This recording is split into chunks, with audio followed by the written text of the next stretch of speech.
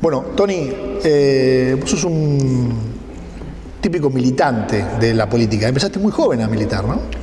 Sí, empecé de joven a la militancia, no por ahí en la forma partidaria, pero la política es algo que hacemos, a ver si se entiende, política con la participación en distintos lugares donde uno se ha desempeñado. Uno puede decir que hizo política toda la vida, porque hay política educativa, y hay políticas en otros ámbitos donde yo he participado. Por ejemplo, concretamente digo la docencia, ¿no?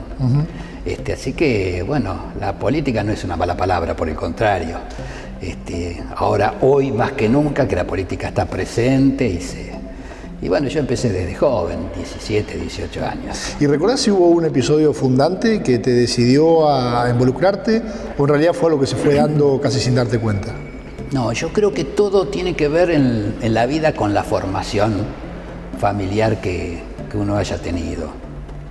Ahora, esta pregunta es importante y en esta mirada retrospectiva, que quizás no la hice siempre, aparece la figura de mi padre, ¿no? Como el afiliado número 2 al Partido Peronista.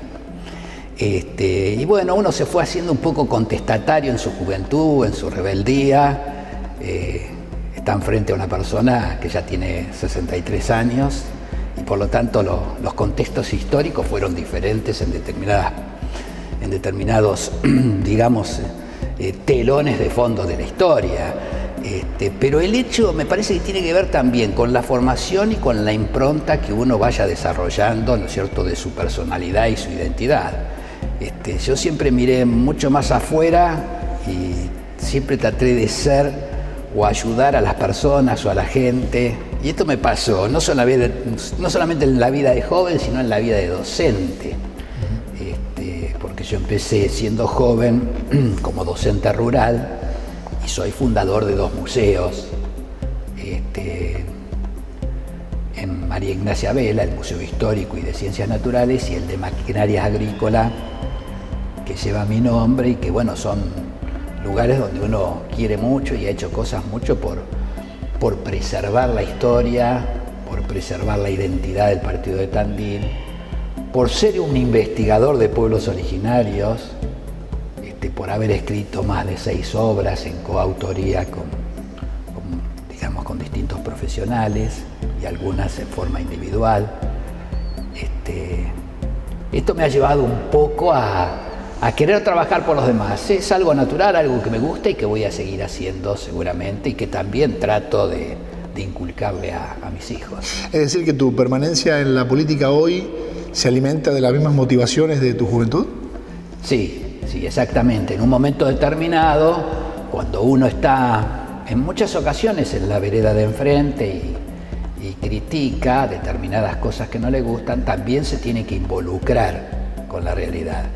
No es fácil el papel en la política, entonces uno debe involucrarse y participar. Me parece que eso es el compromiso, eso es la solidaridad, ese es el sentido común que tiene que tener un verdadero militante, y hacerse cargo de esto, porque no construimos desde el individualismo, debemos construir desde lo colectivo y debemos de alguna manera comprometernos con la realidad.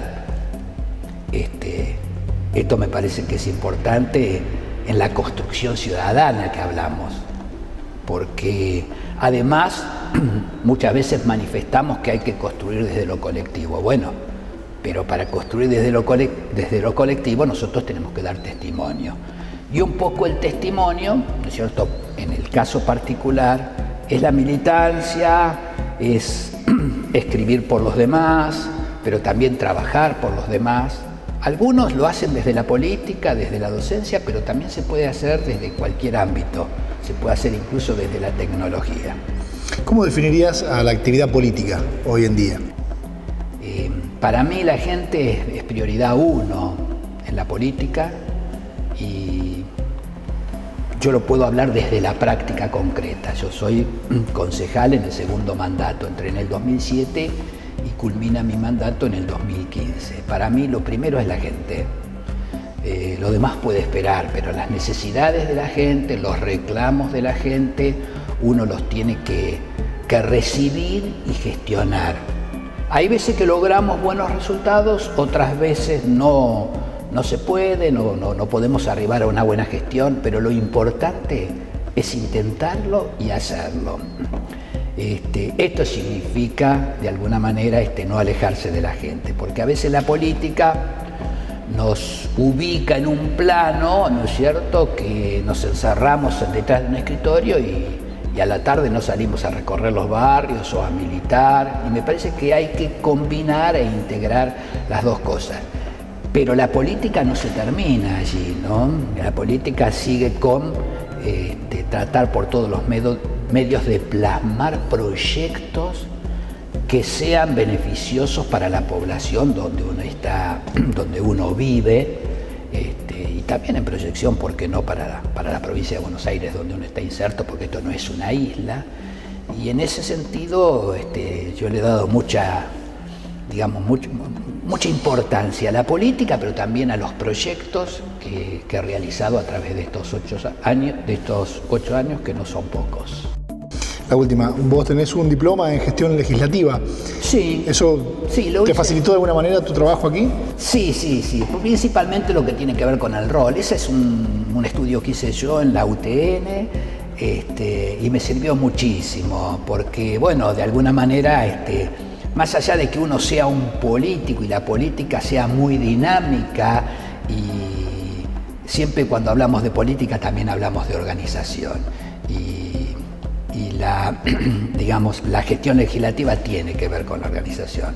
Es una organización que está integrada y uno tiene que conocer los distintos aspectos. Por eso digo, uno puede hablar con la gente, recibir a la gente, pero después esa necesidad también la tiene que plasmar en otros niveles, y para eso tiene que conocer cómo son los estamentos de la política, la organización de la política, y cómo uno tiene que peticionar o hacer esa gestión. Una de ellas, por ejemplo, que me tocó a mí, fue traer los documentos digitales a Tandil. Las primeras máquinas para los documentos digitales fue una gestión que yo hice, en Buenos Aires, y eso tuvo todo una serie de pasos, y para eso uno tiene que conocer todo lo que tiene que ver con la legislación. Tony, gracias. No, gracias a ustedes.